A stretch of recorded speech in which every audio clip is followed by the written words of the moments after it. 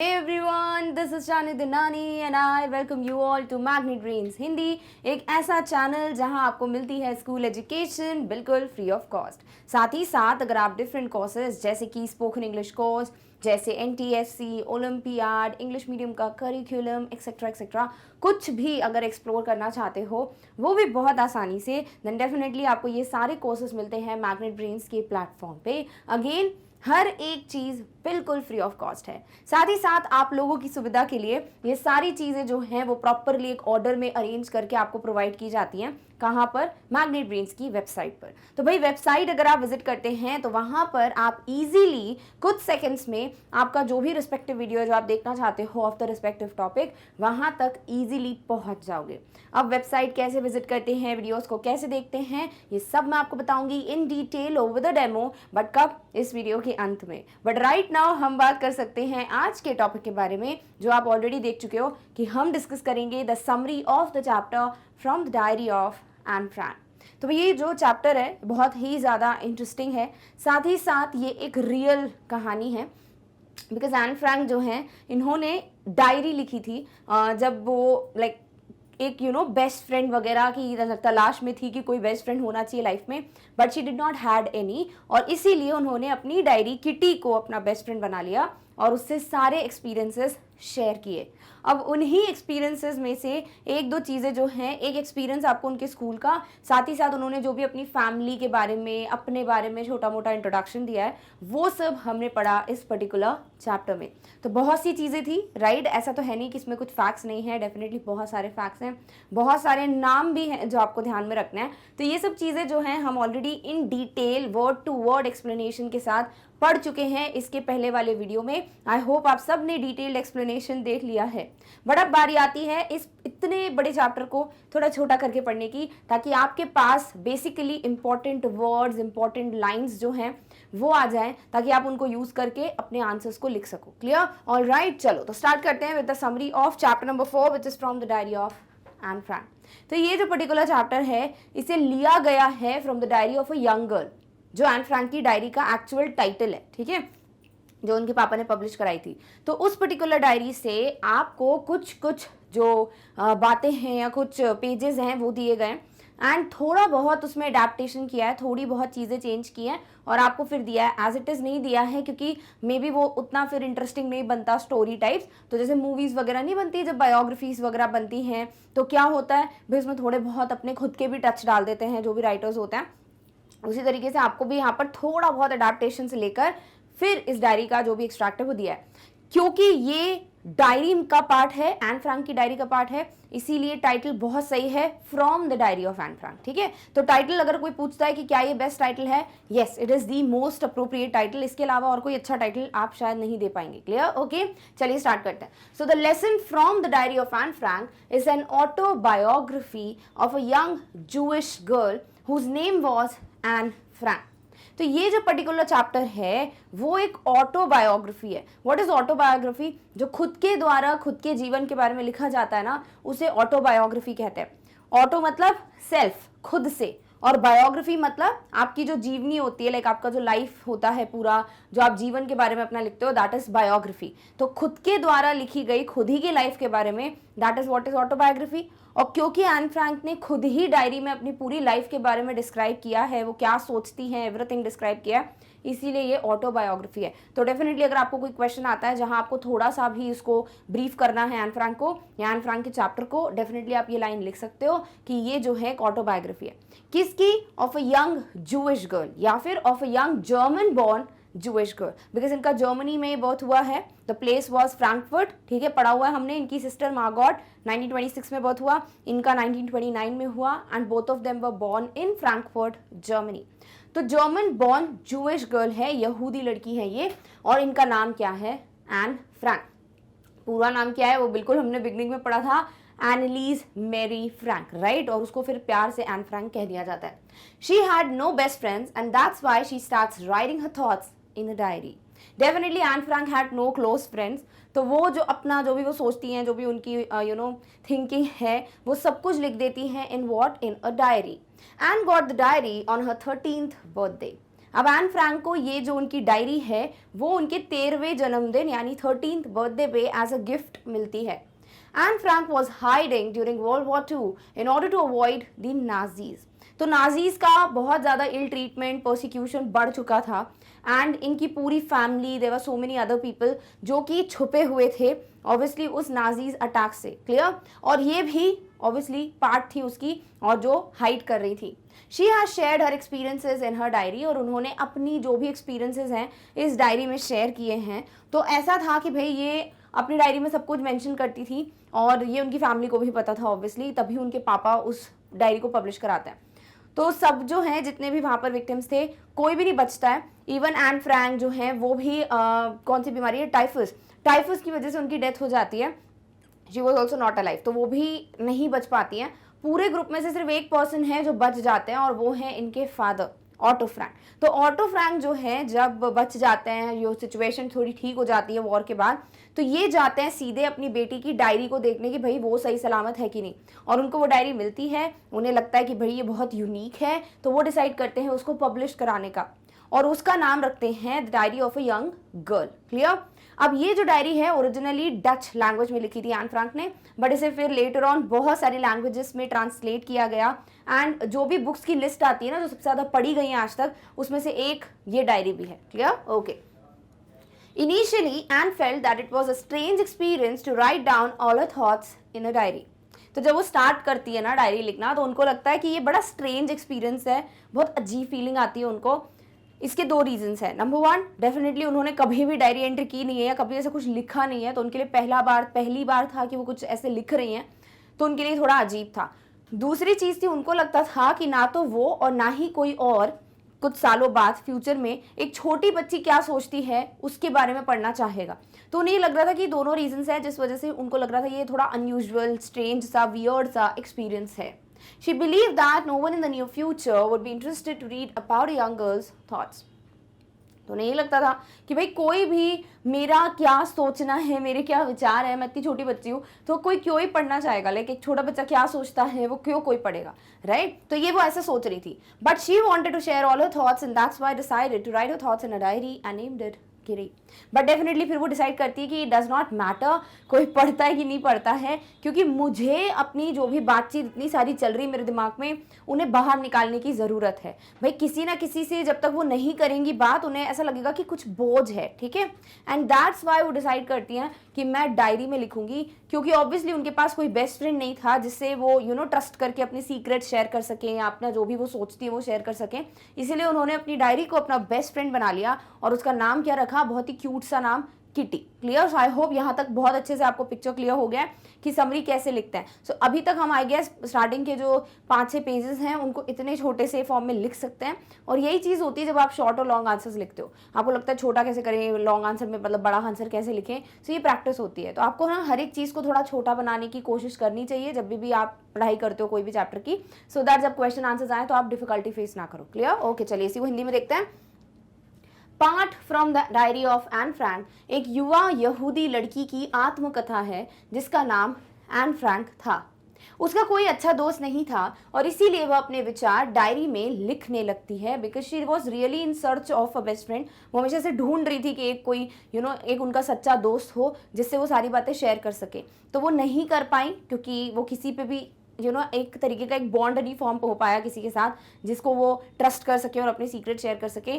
उन्हें ये भी मेंशन किया है चैप्टर में कि शायद ये उन्हीं की गलती है, ताकि मतलब उनको लगता है शायद मैं ही कुछ तो मेरे में ही प्रॉब्लम है मे बी, ताकि मैं कनेक्ट नहीं कर पाती हूँ, मे बी वो इतना ज़्यादा बातचीत नहीं कर पाती हैं। तो वो चीज़ है, ऐसा नहीं है कि वो बोलती नहीं है, वो इंट्रोवर्ट है। इंट्रोवर्ट का मतलब क्या होता है, जो सिर्फ अपने अपने में रहता है, जो बाहर बहुत शर्म आती है उसको किसी से बात करने में, that type of person is introvert. और कुछ लोग होते हैं जो एक्सट्रोवर्ट होते हैं, यानी कि जो बिल्कुल खुल के मजे से सबसे बात कर लेते हैं, उन्हें कभी भी ऐसा नहीं लगता कि यार कोई नया है तो मैं कैसे बात करूं। सो एन फ्रैंक इंट्रोवर्ट टाइप की तो नहीं लगती है, बिकॉज आगे जाके हमें पता चलता है कि वो बहुत ज़्यादा बात करती हैं। She is a chatter box, बहुत ज़्यादा बातूनी है वो। बट यहाँ पर शायद वो किसी से इतना ज़्यादा बॉन्ड नहीं फॉर्म कर पाई हैं कि वो अपने सीक्रेट्स शेयर कर पाएँ, कन्फाइड कर पाएँ। सो दैट्स वाई वो ये सोचती है कि मैं अपने विचार डायरी में लिखूं। एन को डायरी उसके 13वें जन्मदिन पर मिली। द्वितीय विश्व युद्ध के दौरान नाजियों से बचने के लिए एन फ्रैंक छिप गई थी, ऑब्वियसली अपने परिवार के साथ। उन्होंने अपने अनुभवों को अपनी डायरी में साझा किया है। शुरू में एन को लगा कि अपने सभी विचारों को एक डायरी में लिखना एक बहुत ही अजीब सा अनुभव है। उसका मानना था कि निकट भविष्य में किसी को भी युवा लड़की के विचारों के बारे में पढ़ने में दिलचस्पी नहीं होगी। वो अलग बात है कि उन्हें पता भी नहीं चला कि उनके जाने के बाद उनकी डायरी सबने पढ़ी है एंड एवरीबडी लाइक्ड इट, कि कोई इतना कैसे डीप जाके लिख सकता है, क्योंकि एन फ्रैंक बहुत समझदारी से लिखती हैं। उन्होंने जो भी अपनी डायरी में मेंशन किया है वो बड़ा इंसाइटफुल है, बहुत समझदारी के साथ, थॉट्स के साथ लिखा गया है। तो उनको लगा था कि कोई क्यों ही इंटरेस्टेड होगा, बट सबको पता चला है कि क्या चीज़ें थी जो उस वक्त चल रही थी, क्या था जो वो एक छोटी बच्ची फील कर रही थी, वो सब लोगों को पता है। तो आई डोंट नो कि वेदर ये डायरी आपको मिल जाती है कि नहीं इंटरनेट पे, लाइक दी कंप्लीट डायरी पढ़ने के लिए, बट कभी कोशिश करना पढ़ने की, अगर ट्राई कर सको तो, ताकि आपको एन फ्रैंक के बारे में सब पता चले जो भी उन्होंने डायरी में लिखा है। क्लियर? ओके। लेकिन वह अपने सभी विचार साझा करना चाहती थी और इसीलिए उसने अपने विचारों को अपनी डायरी में लिखने का फैसला किया और इसे किटी नाम दिया। तो वो अपने हर एक थॉट को she wanted to take it off the chest, ऐसा लिखा हुआ है आपकी बुक में। इसका मतलब होता है वो अपना पूरा बोझ हल्का करना चाहती थी, जो भी दिमाग में इतना कुछ चल रहा है शी वांटेड कि मैं उसको लिख दूँ, ठीक है। और इसीलिए उन्होंने अपनी डायरी को बेस्ट फ्रेंड बनाया। अच्छा, डायरी को बेस्ट फ्रेंड क्यों बनाया, नॉर्मली डायरी क्यों नहीं लिया? क्योंकि वो नहीं चाहती थी कि बाकियों की तरह वो डायरी में बस लिखती जाए, लाइक कुछ भी लिखती जाए बिना सोचे समझे, नहीं। वो सोच रही थी जैसे नहीं मैं एक दोस्त से बात करूंगी, जो इंपॉर्टेंट पॉइंट्स है, टू द पॉइंट है, वैसे ही मैं अपनी डायरी से बात करूंगी। तो वो उस तरीके से उसको ट्रीट करना चाहती थी, उस पर लिखना चाहती थी, और इसीलिए उन्होंने अपनी डायरी को बेस्ट फ्रेंड समझा एंड उसका नाम किटी रखा। क्लियर है? चलो आगे पढ़ते हैं। For her, the diary was her true friend, as she had no friends to talk to. तो एन के लिए उनकी जो डायरी है वो क्या थी? एक ट्रू फ्रेंड थी, एक सच्चा दोस्त थी, क्योंकि उनकी लाइफ में और कोई था ही नहीं ऐसा सच्चा दोस्त जिससे वो बात कर सके और अपनी बातें बता सके। And felt that paper has more patience than people. ये एक ही लाइन है बट इस पे इतने सारे क्वेश्चंस बनते हैं कि आपको क्या लगता है इसे मतलब क्या था एन का, या फिर आपको लगता है क्या कि ये बात सही है? तो मैंने आपको पहले भी एक्सप्लेन किया, अभी भी बता देती हूँ, ये बहुत इंपॉर्टेंट पॉइंट है, क्योंकि कि paper has more patience than people मतलब क्या है इसका, कि एक कागज में लोगों से ज्यादा धैर्य होता है, ठीक है। और ये सच भी है, क्योंकि जब आप किसी इंसान से बात करते हो, ऐसे बहुत कम लोग होते हैं जो चुप करके आपकी बात सुनते हैं, ध्यान देते हैं, आपको जज नहीं करते, आपको नहीं बताते कि तुम यहाँ गलत हो, तुम यहाँ सही हो, या बस हो गया मैं बोर हो गया अब नहीं सुनूंगा। ये सारी चीजें इंसान करते हैं। बट पेपर पे आप जितना चाहो उतना लिखो, पेपर कभी भी नहीं बोलेगा एकदम से कॉपी बंद नहीं हो जाएगी, या पेपर एकदम से बंद नहीं हो जाएगा कि नहीं अब मत लिखो, अब मैं बोर हो गया, क्या इतनी बार से लिख रहे हो, ऐसे करके पेपर बोलता नहीं है, राइट। तो पेपर पे आप अपनी दिल की जो भी बात है वो लिख सकते हो बिना रुके, आपको कोई जज नहीं करेगा, कुछ आपको कोई भी ऐसे कमेंट्स नहीं मिलेंगे, या आपको क्रिटिसाइज नहीं करेगा कोई कि हाँ ऐसा है वैसा है एवरीथिंग। तो डेफिनेटली ये चीज सही है, that paper has more patience than people. Clear? Okay. In the beginning, Anne shares about her family. Anne's father is Otto Frank. तो वो जब डायरी लिखना चालू करती हैं तो वो बोलती हैं कि अगर मैं सीधे सीधे प्लंज इन करूंगी, व्हाट इज प्लंज इन? सीधे जंप करके मेन टॉपिक पे आ जाना। लाइक वो अगर सीधे सीधे आ जाती है अपनी स्टोरी पे, जो भी वो किटी को बताने वाली है, तो जो भी पढ़ेगा उसको समझ नहीं आएगा, ठीक है। अब ये भी एक पॉइंट है कहीं ना कहीं जो आपको क्वेश्चन के फॉर्म में आ सकता है कि पहले तो एन को लगता है कि मैं किसी को पढ़ने नहीं दूंगी, है ना, मतलब कोई क्यों इंटरेस्टेड होगा, बट फिर लेटर ऑन वो सोचती है कि मैं थोड़ा ब्रीफ दे दूं अपनी फैमिली के बारे में, अदरवाइज जो भी पढ़ेगा उसको समझ नहीं आएगा। तो कहीं ना कहीं उनको था कि अगर कभी कोई डायरी पढ़ लेता है तो भाई उसको पता तो हो कि मैं कौन हूँ, और ये सोच के उन्होंने अपनी फैमिली के बारे में बहुत अच्छा डिस्क्रिप्शन दिया है। तो एन फ्रैंक जो हैं वो अपनी डायरी में लिखती हैं कि भाई इसके पहले मतलब अगर मैं डायरेक्टली पॉइंट पे आ जाऊंगी, डायरेक्टली स्टोरीज पे आऊंगी, तो कोई मेरे बारे में जानता है नहीं, तो कोई समझ नहीं पाएगा कि मैं क्या बोल रही हूँ। तो in order to form that connection, कि भैया लोग समझ पाए कि हाँ एक कनेक्शन फॉर्म हो कि हाँ एन फ्रैंक को जानते हैं, उनकी जो भी फैमिली है उसके बारे में पढ़कर, इसीलिए वो एक छोटा मोटा ब्रीफ डिस्क्रिप्शन देती है अपनी फैमिली के बारे में। ऑल्दो उनको ये चीज़ करना बिल्कुल पसंद नहीं है, उन्होंने लिखा है कि मुझे बिल्कुल नहीं पसंद ऐसे पूरा अपना फैमिली का ब्रीफ देना या खुद की लाइफ का ब्रीफ देना, बट उन्हें करना पड़ेगा। तो वो बताती हैं कि उनकी फैमिली में उनको लगता है जो ऑटो फ्रैंक हैं उनके फादर, जो कि ओनली सर्वाइवर थे ऑफ द ग्रुप, वो सबसे अडोरेबल फादर हैं। लाइक उन्होंने आज तक जितने भी लोगों के फादर्स देखे हैं, उन्हें लगता है कि उनके पापा जो हैं वो सबसे स्वीट हैं, जैसे हर बच्चे को लगता है, right, and it should be like that. तो वो जो बोलती हैं, क्या बोलती है भाई, कि उनके पापा क्या है, सबसे अडोरेबल फादर। दूसरी बात आती है उनकी मॉम का नाम क्या है, एडिथ होलांडर फ्रैंक, नाम ध्यान में रखना है। ऑटो फ्रैंक, ठीक है। मम्मा कौन है? Edith होलांडर Frank. नेक्स्ट आते हैं एल्डर सिस्टर पे, जो इनसे 3 साल बड़ी बहन है, मार्गॉट फ्रैंक। तो इनके पापा की एज थी 36, इनकी मॉम की 25 जब उनकी शादी हुई, ये चीज़ आपको बताई है। दूसरी चीज़, मार्गॉट फ्रैंक जो है 1926 में उनका बर्थ हुआ था फ्रैंकफर्ट जर्मनी में, और 3 साल बाद इनका यानी एन फ्रैंक का 1929 में बर्थ हुआ था। तो आपको ये तीनों चीज़ें पता होनी चाहिए। Clear? When Anne was of 4 years, her father went to Holland. तो ये लोग 4 साल, जो एन फ्रैंक की 4 साल की उम्र थी तब तक वो कहाँ रहे? फ्रैंकफर्ट में ही रहे। बट फिर लेटर ऑन उनके पापा जो हैं वो कहाँ चले गए? हॉलैंड चले गए। He emigrated to Holland. Her mother also went with his father in September. और उनकी मॉम जो है वो भी उनके साथ चली गई सितंबर मंथ में। तो दोनों के दोनों कहाँ चले गए? हॉलैंड। अब बचते हैं एन फ्रैंक और मार्गॉट फ्रैंक। तो इन दोनों को क्या किया? Till then Margot and Anne lived with their grandmother in Aachen. Aachen एक सिटी है अगेन इन जर्मनी, तो वहां पर ये भेज देते हैं किसको?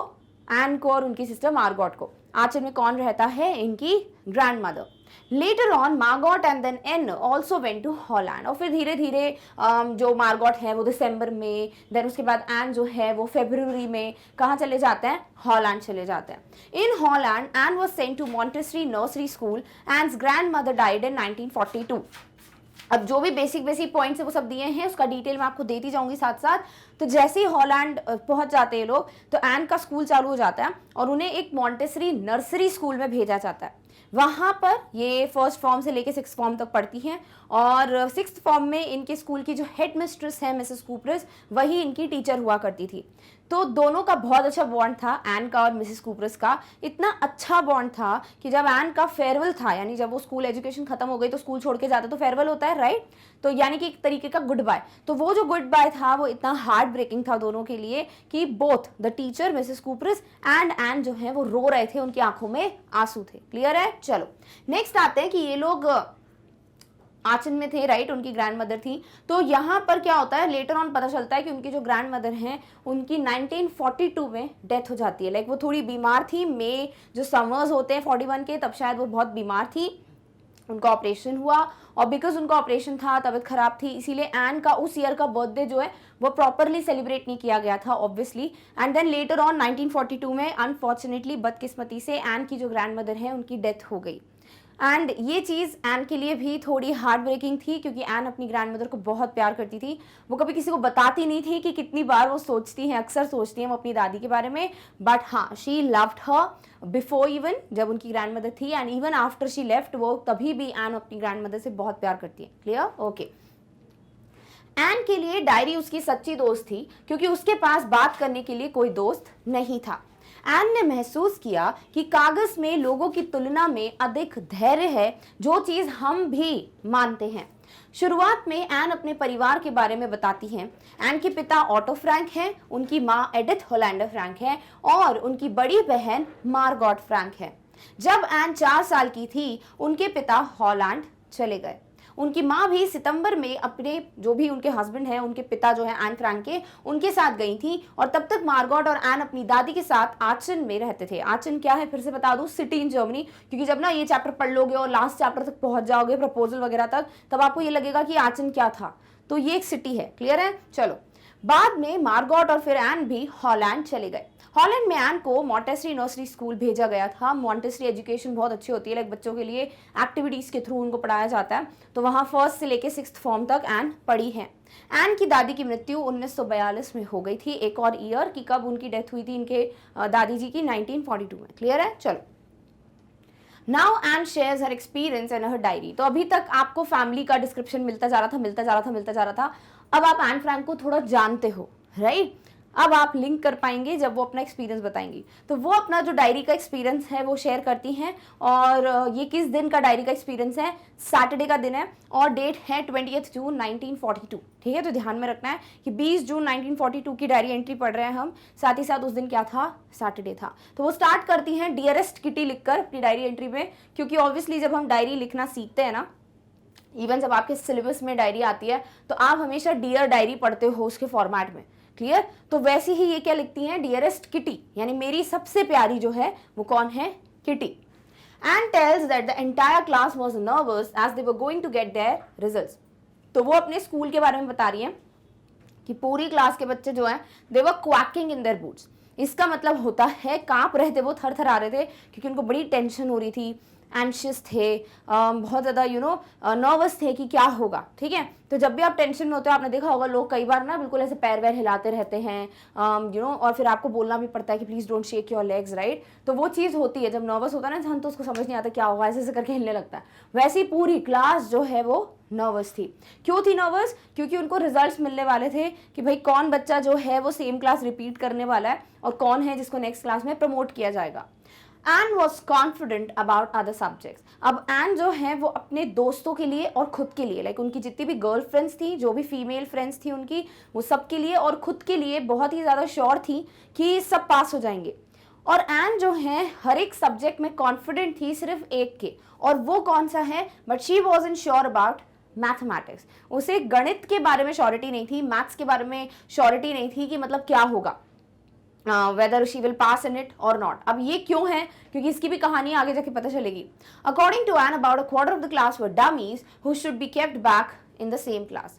तो उनके हिसाब से अगर उनसे मतलब पूछा गया, ऐसे वो बोलती है कि अगर मुझसे कोई पूछता है तो मैं तो यही बोलूँगी कि मेरी क्लास का जो क्वार्टर है, लाइक अगर जो भी स्ट्रेंथ है, जैसे 60 बच्चे हैं तो भैया 1/4 of 60 हो जाएगा। ठीक है, तो उतने बच्चों को फेल कर देना चाहिए, बिकॉज वो क्या है? डमीज हैं। डमीज का मतलब क्या होता है? स्ट्यूपिड, यानी मूर्ख बच्चे हैं। तो मूर्ख हैं तो भैया इनको डेफिनेटली अक्ल नहीं है, तो इनको ना क्लास रिपीट करानी चाहिए, इन लोग को पास नहीं करना चाहिए, नेक्स्ट क्लास में नहीं भेजना चाहिए। और फिर आगे वो ये भी लिखती हैं, बट कुछ नहीं कह सकते क्योंकि टीचर्स जो हैं वो सबसे अनप्रिडिक्टेबल क्रीचर्स होते हैं इस पूरी दुनिया में। यानी आप टीचर का कुछ नहीं बोल सकते ना कि उनको लग रहा है कि नहीं इस बच्चे को थोड़ा ग्रेस मार्क्स से पास कर देते तो कर देंगे, या फिर ये बच्चा जो लग रहा है आपको पास हो जाएगा शायद वो फेल हो जाए, तो आप कुछ नहीं कह सकते। तो वो सारी चीज़ें लगती हैं एन को और वो यही बताती हैं। क्लियर है? ठीक है, हिंदी में पढ़ते हैं इसी को। अब एन अपनी डायरी में अपना अनुभव साझा करती हैं जो 20 जून 1942 को लिखा गया है। एन बताती है कि पूरी कक्षा घबरा रही थी क्योंकि वे अपना परिणाम प्राप्त करने जा रहे थे, कि वो उत्तीर्ण होंगे, पास होंगे, कि वो अनुत्तीर्ण यानी कि फेल होंगे। एन अन्य विषयों के बारे में आश्वस्त थी, लेकिन वह गणित के बारे में निश्चित नहीं थी। लेकिन उनको नहीं था श्योरिटी कि वो मैथ्स में फेल हो जाएंगी कि पास हो जाएंगी, बट बाकी सब्जेक्ट्स में शी वॉज प्रिटी श्योर।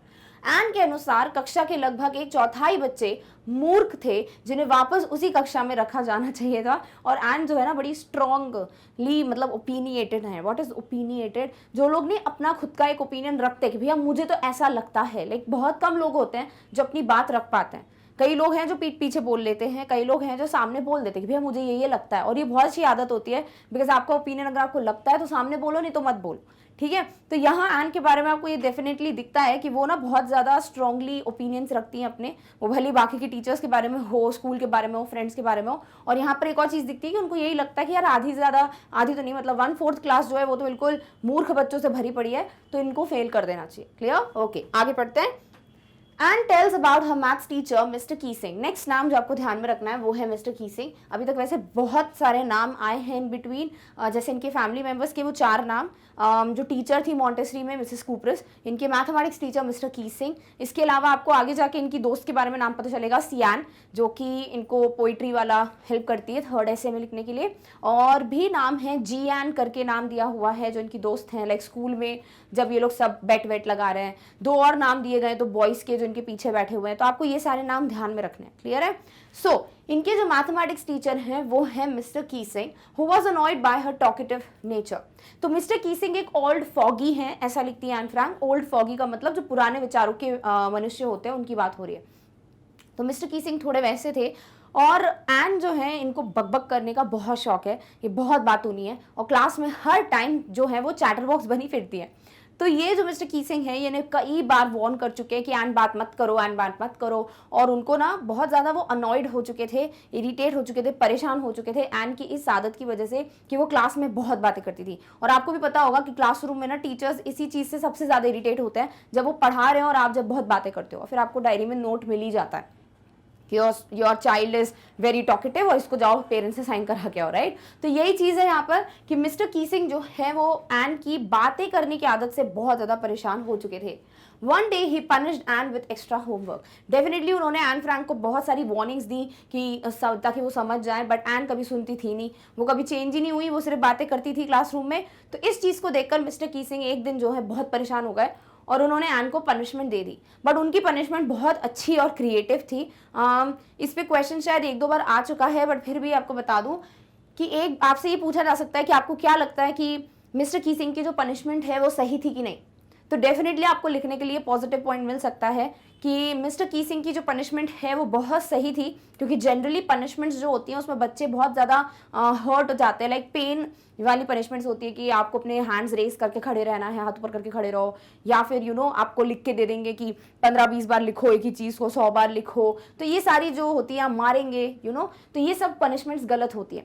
ये पनिशमेंट बहुत सही है, जहाँ पे एन को पता भी चलेगा कि भैया इस चीज़ पे मुझे बार बार ऐसे लिखना पड़ रहा है। दूसरी बात, वो लिख पाएंगी एक टॉपिक पे तो उनकी क्रिएटिविटी दिखेगी, वो सोच पाएंगी इस पे, साथ ही साथ उनको एक तरीके से उनकी राइटिंग स्किल्स इंप्रूव होंगी। तो ये बहुत अच्छी पनिशमेंट थी, लाइक एक बहुत ही क्रिएटिव पनिशमेंट थी जो किसने दी थी, मिस्टर कीसिंग ने। तो वो क्या देते हैं, एन को एक एक्स्ट्रा होमवर्क देते हैं। He asked her to write an essay on a chatterbox. वो उसको बोलते हैं कि तुम जो हो ऐसे लिख के आओगे, एक निबंध लिख के आओगे, किस टॉपिक पे, अ चार्टर बॉक्स। तो अब 3 टॉपिक्स आएंगे, तीनों टॉपिक्स ध्यान में रखने हैं। पहला topic a chatterbox. This was a weird topic for Anne. Like जब एन को टॉपिक दिया ना कि अ चार्टर बॉक्स पे लिख के आना, तो वो ऐसे सोच रही थी कि मतलब इस टॉपिक में कोई क्या ही लिख सकता है, बहुत अजीब सा टॉपिक लग रहा था उनको। बट ठीक है, शी वॉज कूल, तो उसने फटाफट से सोचा कि यार ठीक है, मैं बाद में टेंशन करूंगी इस टॉपिक का। फटाफट से टॉपिक नोट डाउन किया कॉपी में, बैग में रखा और चुप रहने की कोशिश की बाकी की जो भी क्लास बची थी उसमें। She thought about it and wrote convincing arguments in her essay to justify her points in support of talking. अब एन फ्रैंक बहुत समझदार है, वो बोलती है कि कोई भी ऐसा कर सकता है कि वो ना ऐसे लिखता जाए, जैसे बहुत कुछ भी लिखता जाए और बिना मतलब का, और लाइंस के बीच में बहुत ज़्यादा जगह छोड़ दे ताकि आंसर बड़ा बड़ा लगे। तो ये चीज़ वो नहीं करना चाहती थी। उनका मोटिव था कि अगर मुझे मिला ही है ऐसे, तो मैं इसमें प्रूफ करूंगी कि बच्चे क्यों बातें कर सकते हैं, लाइक बातें करना क्यों ज़रूरी है, वो उसको प्रूव करेंगे। और उन्होंने किया भी। She mentioned that she would try to improve herself, but she could not do anything about the trait that she inherited from her mother. When Mr. Keesing read the essay, he found it amusing. तो वो 3 pages का ऐसे लिखती हैं और उसमें वो ये लिखती है कि मैं बातें करने मतलब कम करने की कोशिश कर सकती हूँ, बट मैं हमेशा के लिए इस आदत को अपनी लाइफ से नहीं निकाल सकती, क्योंकि मेरी जो माँ है वो भी बहुत बातें किया करती थी, लाइक मेरे जितनी बातें किया करती थी। क्योंकि ये चीज़ मुझे अपनी माता से मिली है। जो आपको पेरेंट्स से कैरेक्टर्स मिलते हैं आप उसको चेंज लाइक हमेशा के लिए हटा नहीं सकते। तो डेफिनेटली इनहेरिटेड कैरेक्टर्स हैं जो मुझे अपने पेरेंट्स से मिले, अपनी मॉम से मिले, तो मैं उसे पूरी तरीके से हटा नहीं सकती। और ये पढ़ के मिस्टर कीसिंग को हंसी आ जाती है कि मतलब क्या सही कन्विंसिंग आर्गूमेंट लिखा है। तो हाँ, वो हैप्पी थे विद द ऐसे, बट क्योंकि इनकी आदत खराब है एन फ्रैंक की, वो चुप नहीं बैठ पाती, तो फिर पनिशमेंट मिलेगी। वो पढ़ेंगे, पहले इसको हिंदी में देखते हैं। एन अपने गणित के शिक्षक मिस्टर कीसिंग के बारे में बताती हैं, जो उनके बातूनी स्वभाव से नाराज थे। बहुत बातें करती थी एन फ्रैंक और टीचर बड़े इरिटेट हो चुके थे। एक दिन उन्होंने एन को अतिरिक्त गृह कार्य से दंडित किया। उन्होंने उसे ए चैटर बॉक्स पर एक निबंध लिखने के लिए कहा। एन के लिए यह एक अजीब विषय था। उसने इसके बारे में सोचा और बात करने के समर्थन में अपनी बातों को सही ठहराने के लिए अपने निबंध में ठोस तर्क लिखे। क्या लिखा उन्होंने? उसने उल्लेख किया कि वह खुद को बेहतर बनाने की कोशिश करेंगी, लेकिन वह अपनी मां से विरासत में मिली विशेषता के बारे में कुछ नहीं कर सकती। जब मिस्टर कीसिंग ने निबंध पढ़ा तो उन्हें यह मनोरंजक लगा और वो थोड़े ठीक थे। अब देखते हैं आगे जाके एन फ्रैंक थोड़ी बात कम करती हैं कि वो कंटिन्यू ही रखेंगी। Clear? Okay. Next, but when Anne continue to talk in the class, but Anne Frank अपनी आदत से मजबूर, तो वो अपनी जो बातचीत का जो एक उनकी आदत है उसे नहीं कम कर पाती हैं एंड कंटिन्यूसली बात करती हैं। She was assigned the second ऐसे, जो कि है एन इनकॉरेजिबल चैटर बॉक्स। तो पहला अ चैटर बॉक्स, फिर वो बन गया N incorrigible chatter box. Incorrigible का मतलब ऐसा होता है कि कोई भी इंसान या कोई भी ऐसी आदत जिसे ना सुधारा नहीं जा सकता। तो ये जो इनकी आदत है बकबक करने की, वो सुधारी नहीं जा सकती। तो एक इनको टॉपिक दिया जिसका नाम था एन इनकॉरेजिबल चैटर बॉक्स, कि एन फ्रैंक एक ऐसी बातूनी लड़की है जो कभी सुधर नहीं सकती। इसका मतलब ये हुआ। तो ये ऐसे इनको दिया गया एंड इसके बाद Anne wrote an essay on this, but Anne couldn't control her habit of talking and that's why Mr Keesing had to give her the third essay. तो जैसे ही मिस्टर कीसिंग को लिख के दे देती है। सेकंड ऐसे में क्या लिखा है वो हमें नहीं बताया, मे बी इतना इंटरेस्टिंग नहीं होगा। तो एन फ्रैंक ने क्या लिखा सेकंड ऐसे में वो तो नहीं है क्लियर, बट वो कुछ तो लिख कर गई। मिस्टर कीसिंग ओके थे विद द ऐसे एंड उसके बाद 2-3 लेसन तक वो कुछ नहीं बोलते हैं एन फ्रैंक को, क्योंकि वो शायद कम बात कर रही थी या मे बी वो अवॉइड कर रहे थे। बट आफ्टर सम टाइम उनको लगा कि कुछ ज़्यादा ही हो रहा है, यानी एन फ्रैंक की आदत जो है वो कम नहीं हो रही है और मजबूरन उनको फिर से एक और होमवर्क देना पड़ा एन फ्रैंक को। और इस बार ये थोड़ा इंसल्टिंग सा टॉपिक था, which was quack quack quack said mistress chatter box कि भैया ये ऐसी चैटर बॉक्स है, like she is always like quack quack quack, इस तरीके से मजाक उड़ाते हुए, एक जोक मारते हुए मिस्टर कीसिंग ने तीसरा ऐसे दिया किसको, एन फ्रैंक को। अब ये सुनकर टॉपिक पूरी क्लास बहुत जोर से हंसने लगती है और एन फ्रैंक भी हंसने लगती है कि भैया सब हंस रहे हैं तो मैं भी हंसी लेती हूँ। बट उन्होंने इस बार सोच लिया था कि मतलब मैं क्या लिखूंगी, क्योंकि वो दो बार एक सेम टॉपिक पे लिख चुकी है। और आपको अगर मैं कहूँ कि मैंने आपको एक क्वेश्चन दिया है, आप उसको एक बार लिख रहे हो, आपने दूसरी बार भी उसी पे लिखा, मैं बोलूँ तीसरी बार भी कुछ नया लिखो, तो आप भी बोलोगे कि मैम कितनी क्रिएटिविटी है ना, हम ना थोड़ा अब एक ही टॉपिक पे क्या ही लिखेंगे। तो एन फ्रैंक भी बोलती है कि मैं अपनी क्रिएटिविटी जो है, इंजेन्युइटी जो है अपने इस टॉपिक्स से लेकर, चैटर बॉक्स से लेकर खो चुकी थी। अब मुझे समझ नहीं आ रहा था मैं और क्या लिखूं, तो इसीलिए वो थोड़ी इस बार टेंशन में थी कि मैं क्या लिखूंगी इस ऐसे पे। But Anne almost ran out of thoughts after writing essays on similar topics. Her friend Sanne, next नाम जो मैंने आपको पहले भी बोला था, who was good at poetry and told her to write the essay in verse form। तो इनकी एक दोस्त है सेन, कभी ये नाम सर्च कीजिएगा कि Sen friend of Anne Frank, इनकी बहन मार्गॉट की भी अच्छी दोस्त थी, आपको पिक्चर भी दिख जाएगा उनका। तो ये जो है पोइट्री वगैरह में अच्छी थी, पोम वगैरह अच्छी लिख लेती थी, तो उन्होंने अपनी फ्रेंड एन फ्रैंक को सजेशन दिया कि तुम इस ऐसे को क्यों ना राइम फॉर्म में लिखो, है ना, एक पोइट्री फॉर्म, पोइटिक फॉर्म में लिखो। और खुश हो गई एन कि कुछ नया आया, है ना, ये कुछ नया हुआ। और इस पे फिर वो लिखती हैं, Anne wrote the essay from beginning to end in satirical verse. उन्होंने व्यंग करते हुए सटायर क्रिएट किया, यानी एक जो ताना मारते हुए होता है ना किसी के लिए, वैसा लिखा उन्होंने क्या, एक पोएटिक फॉर्म में इस ऐसे को। She writes about a father swan who bit his 3 baby ducklings because they quacked too much. तो वो एक पोइट्री लिखती हैं जिसमें उन्होंने एक मदर डक और एक फादर स्वान और उनके 3 जो डकलिंग्स हैं उनके बारे में बताया।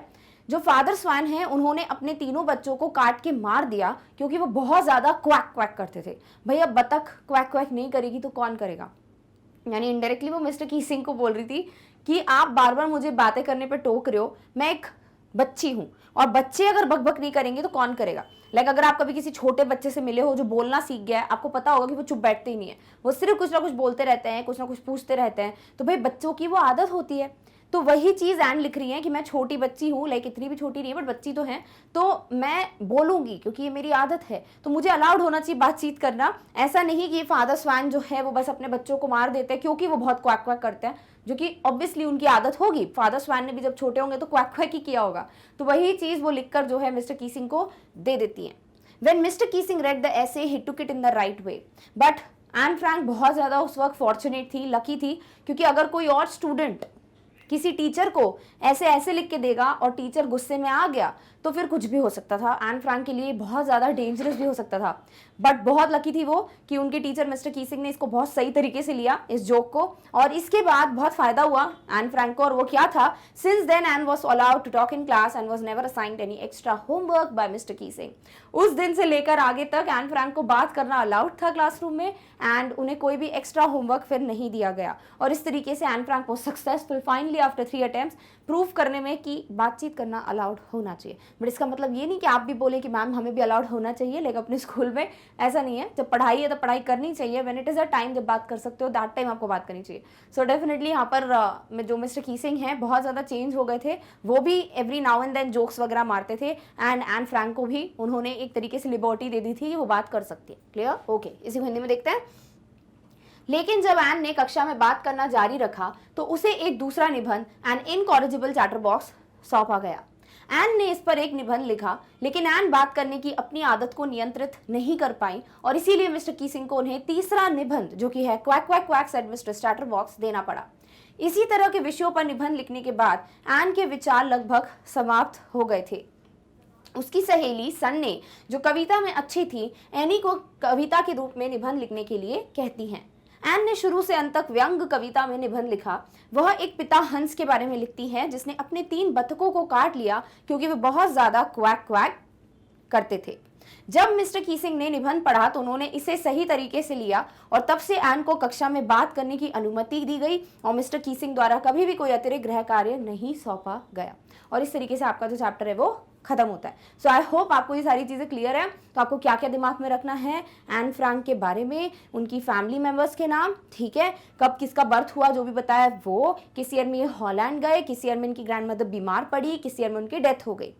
एन फ्रैंक को किस बर्थडे पे डायरी मिली थी, डायरी का नाम क्या था, क्या रीजन था कि एन ने डायरी लिखना चालू किया, डायरी में लिखना एक अजीब एक्सपीरियंस क्यों था एन के लिए, उसके अलावा एन ने क्यों कहा है कि पेशेंस ज़्यादा होता है पेपर में एज कम्पेयर टू पीपल, उसके अलावा और क्या आपको याद रखना है, हाँ उसके अलावा आपको उनके जो मॉन्टेसरी स्कूल का है इनकी टीचर मिस्टर की सिंह, इनके जो दोस्त हैं सैन जियान और पीछे दो लड़के उनके नाम, देन उसके अलावा क्लासरूम में सब इतने नर्वस क्यों थे उसका रीज़न, एन के हिसाब से कितने बच्चे हैं जो मूर्ख हैं डमीज़ हैं जिन्हें वापस रिपीट कराना चाहिए क्लासरूम में, और उसके अलावा उनको क्या क्या 3 एसेज दिए गए, तीनों में उन्होंने क्या लिखा दूसरे को तो बताया नहीं है, तो पहले और थर्ड ऐसे में उन्होंने क्या लिखा, कैसे प्रूफ किया ऐसे में, और मिस्टर की सिंह जो है फाइनली उनका क्या डिसीजन होता है टुवर्ड्स द एंड। तो आपको ये सारी चीज़ें बिल्कुल पता होनी चाहिए, और हर एक स्टोरी से रिलेटेड आपको क्वेश्चन आ सकता है कि इसमें आपको एन के बारे में क्या पता चलता है, तो वो टाइप के जो एक्स्ट्रा क्वेश्चन होते हैं वो हम बिल्कुल सॉल्व करेंगे, do not worry about it, but तब तक इस चैप्टर को बहुत अच्छे से दिमाग में बिठा लेना। क्लियर है? चलो सो इस तरीके से आपके चैप्टर की समरी डन है, बट हमें वेबसाइट के बारे में भी डिस्कस करना है, क्योंकि मैंने आपको बिगनिंग में बताया था कि सिर्फ ये एक वीडियो नहीं है जो आप इजीली देख पाए हैं, बल्कि आप जितने भी कोर्सेज हैं मैग्नेट ब्रेन्स पे, जितने भी वीडियोस हैं उन्हें बहुत आसानी से देख सकते हो मैग्नेट ब्रेन्स की वेबसाइट पर विजिट कर। उसके लिए आपको सिर्फ एक छोटी सी चीज़ करनी है, गूगल पे जाके टाइप करना है magnetbrains.com और वेबसाइट को ओपन कर लेना है। जैसे ही ओपन करते हो देखिए आपके सामने सारी चीज़ें हैं प्रॉपर ऑर्डर में, आपको लिखकर सर्च करने की कोई आवश्यकता नहीं होती, आप सीधे क्लिक करके वीडियोस तक पहुंच सकते हो। जैसे आपको इंग्लिश मीडियम का कुछ पढ़ना है उस पर क्लिक कर दीजिए, Hindi medium, spoken English course, NTSC, olympiad और भी सारे कोर्सेज हैं, आप जो एक्सप्लोर करना चाहें कीजिए, और इससे डेफिनेटली आप कुछ ना कुछ नया ही सीखोगे। तो आपको अगर ऐसा लगता है कभी कि मुझे कुछ एक्स्ट्रा पढ़ना है, कुछ एक्स्ट्रा सीखना है, डेफिनेटली कुछ भी आप यहाँ से चूज कर सकते हो। सपोज आज के लिए आप इंग्लिश मीडियम पे क्लिक करते हैं, जैसे ही क्लिक करेंगे आपके सामने सारे ऑप्शंस आ जाएंगे कि आपको कौन सी क्लास का सब्जेक्ट पढ़ना है। सपोज आपको क्लास 10th का कोई सब्जेक्ट पढ़ना है तो आपको लिखने की जरूरत नहीं है, सिर्फ क्लिक कर दीजिए। जैसे ही क्लिक करेंगे आपके सामने सारे सब्जेक्ट्स की लिस्ट आ जाएगी। अब उस सब्जेक्ट पे क्लिक कर दीजिए जिसका भी वीडियो आप देखना चाहते हो। सपोज आपको पढ़ना है फर्स्ट फ्लाइट बुक का कोई भी चैप्टर, आप क्लिक कीजिए, आपके सामने सारी यूनिट्स की लिस्ट आएगी, उस पर क्लिक कर दीजिए जिसका वीडियो देखना है। सपोज आपने किसी एक पे क्लिक किया, आपके सामने उसका रिस्पेक्टिव वीडियो प्ले होना स्टार्ट हो जाता है। सो इतना आसान होता है वीडियोस तक पहुंचना, जस्ट आपको कुछ क्लिक्स करने होते हैं। सो डेफिनेटली एक बार वेबसाइट पे जरूर विजिट कीजिए और कुछ ना कुछ एक्स्ट्रा पढ़ने की कोशिश कीजिए, ताकि आप जो है डेफिनेटली अपना ज्ञान जो है वो बढ़ा सकें। क्लियर? ओके। सो इस तरीके से हम आ चुके हैं आज के टॉपिक के एंड में। आई होप आपको समरी पूरी क्लियर है, आई होप आप डिटेल एक्सप्लेनेशन भी समझ चुके हैं इन द प्रीवियस वीडियो। अब बारी आती है इसके क्वेश्चन आंसर्स को डिस्कस करने की, जो बहुत सारे क्वेश्चन हैं इस बुक में, तो वो सब हम डिस्कस करेंगे अगले वीडियो में। So definitely we will meet very soon. कब भाई? अगले वीडियो में अगले टॉपिक के साथ। तब तक खुद का सबका ध्यान रखिए। Thank you so much for watching. Bye.